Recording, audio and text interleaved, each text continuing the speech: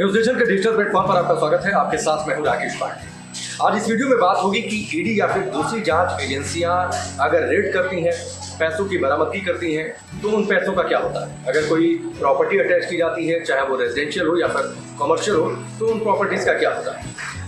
आजकल सबसे ज्यादा सुर्खियों में है पश्चिम बंगाल सरकार में मंत्री थे पार्थ चटर्जी, उनकी करीबी अर्पिता। उनके घर पर ईडी ने रेड डाली और अभी तक 50 करोड़ से ज्यादा का कैश, 3 किलो से ज्यादा का सोना, फॉरेन करेंसी बरामद हुई है और अभी भी लगातार कार्रवाई चल रही है। ईडी को खास तौर पर पैसों की हेराफेरी को लेकर जांच का अधिकार इस देश में संविधान के तहत मिला हुआ है। पीएमएलए यानी prevention of money laundering act 2002, इसके तहत ईडी जांच करती है, रेड करती है और अगर गलतियां मिलती हैं, कैश की बरामदगी होती है या फिर प्रॉपर्टी मिलती है तो उस प्रॉपर्टी को अटैच करती है। लेकिन सवाल ये उठता है कि ईडी जिन पैसों की बरामदगी करती है, जैसा पश्चिम बंगाल में हुआ, 51 करोड़ से ज्यादा का कैश बरामद हुआ, 3 किलो सोना बरामद हुआ, लगातार जांच अभी आगे चल रही है, तो इन पैसों का क्या होता है। इस वीडियो में इनकी हम बातचीत करेंगे, किस तरीके से ईडी अपनी कार्रवाई को आगे बढ़ाती है। ये पूरी तफसील से पूरी जानकारी हम आपको देंगे। पीएमएलए 2002 के एक्ट को चुनौती भी सुप्रीम कोर्ट में दी गई थी कि जो प्रावधान है उनका पॉलिटिकल इस्तेमाल किया जाता है, लेकिन कोर्ट ने ये साफ तौर पर 2-2 कह दिया कि ये जो अधिकार ईडी को मिले हुए हैं वो अधिकार पूरी तरीके से दुरुस्त है।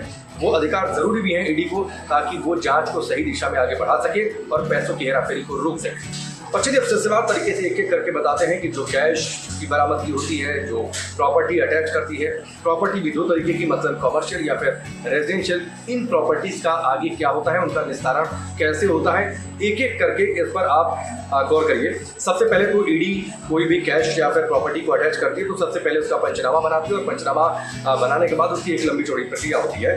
कैश की बातचीत सबसे पहले, अगर ईडी कैश जब्त करती है जैसा पश्चिम बंगाल के केस में हुआ, तो सबसे पहले इस कैश का पंचनामा तैयार किया जाता है। इस पंचनामा में एक एक डिटेल होती है, कुल कितनी रकम बरामद हुई है, रकम जो बरामद हुई उसमें कितने नोट हैं, मसलन 200, 500 कितने नोट हैं, कितनी गड्डियां बनाई गई, कितने बंडल बनाए गए, ये पूरा सिलसिलेवार तरीके से ईडी इसको उस पंचनामा में जिक्र करती है।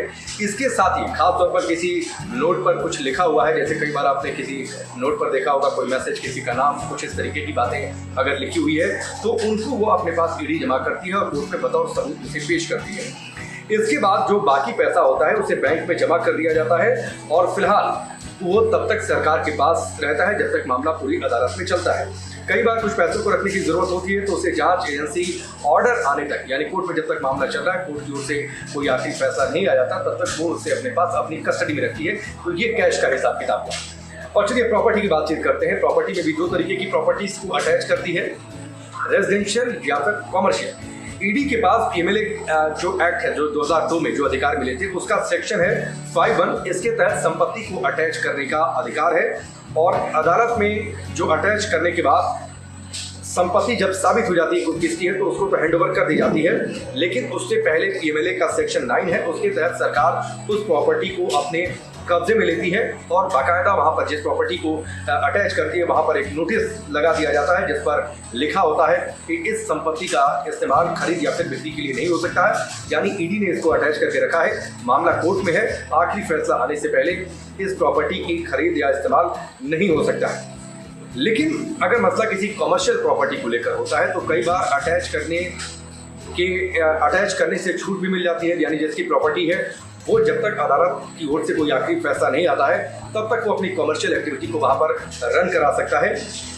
180 दिनों के लिए अटैच कर सकती है किसी भी प्रॉपर्टी को ईडी, मैक्सिमम, यानी करीब 6 महीने का ये पूरा वक्त हो गया जब इस संपत्ति को अटैच कर पाती है। और इस दौरान अगर वैध नहीं ठहरा पाती है, मतलब अगर कोर्ट में गया और कोर्ट में ईडी अपने आरोपों को साबित नहीं कर पाई, तो वो 180 दिनों के बाद, यानी करीब 6 महीने बाद, वो संपत्ति अपने आप डिटैच हो जाती है, यानी उस पर ईडी का अधिकार फिर कोई रह नहीं जाता है। तो ये प्रॉपर्टी और कैश को लेकर हिसाब किताब हुआ कि उनका आगे निस्तारण कैसे होता है। अब पिछले 4 वर्षों में कुछ आंकड़े मैं आपको बता देता हूँ। पिछले 4 वर्षों में ईडी ने 67,000 करोड़ से ज़्यादा की संपत्ति बरामद की है, यानी अटैच की हुई है। और ख़ास तौर पर जब कमर्शियल प्रॉपर्टीज़ को अटैच, जैसा हमने पहले जिक्र किया कि जिसकी भी वो कमर्शियल प्रॉपर्टी है, जैसे कोई वो प्रतिष्ठान रन करा रहा है या फिर कोई शॉप वहाँ पर चल रही, तो वो तब तक अपनी कमर्शियल एक्टिविटी को रन करा सकता है जब तक आखिरकार कोर्ट का कोई फैसला नहीं आ जाता है। और संपत्ति किसकी होगी इसका आखिरी फैसला अदालत की ओर से आता है। तो आए दिन आप खबरें ये देखते रहते हैं कि ईडी ने इतने ठिकानों पर रेड की, इतनी प्रॉपर्टी जब्त हुई, इतने कैश की बरामदगी हुई। तो मुझे लगता है कि इस वीडियो को देखने के बाद आपके दिमाग में ये शंका तो नहीं पैदा होगी कि उन कैश का क्या होता है, उन प्रॉपर्टीज़ का क्या होता है। बाकायदा उसका एक पंचनामा तैयार किया जाता है, कैश में सारी बातों का मेंशन, कितने के नोट, कितनी गड्डियाँ, कितने बंडल, सब कुछ उसमें जिक्र होता है। नोट पर कोई स्पेशल नाम या फिर मैसेज तो मेंशन नहीं है, इस बात का जिक्र किया जाता है। प्रॉपर्टी दो तरीके की अटैच ईडी करती है, कमर्शियल या फिर रेजिडेंशियल। मैक्सिमम 180 दिन यानी 6 महीने के लिए वो अटैच कर सकती है। उसके बाद अगर कोर्ट में साबित नहीं कर पाई तो वो प्रॉपर्टी अपने आप डिटैच हो जाती है। तो चलिए फिलहाल अभी के लिए बस इतना ही। मुझे लगता है कि इस वीडियो में आपके लिए काफ़ी कुछ जानकारियां रही होंगी, खासतौर पर पश्चिम बंगाल में जिस तरीके से ईडी ने रेड की है, अर्पिता के घर से जिस तरीके से कैश की बरामदगी हुई, उसके बाद ज़रूर आपके जहन में ये सवाल उठा होगा कि आखिरकार उन कैश का, उन प्रॉपर्टीज़ का क्या होता है। तो उन सवालों का जवाब आपकी इस वीडियो में। ऐसे तमाम वीडियोज़ के लिए आप लगातार हमारे साथ बने रहिए। फिलहाल अभी के लिए बस।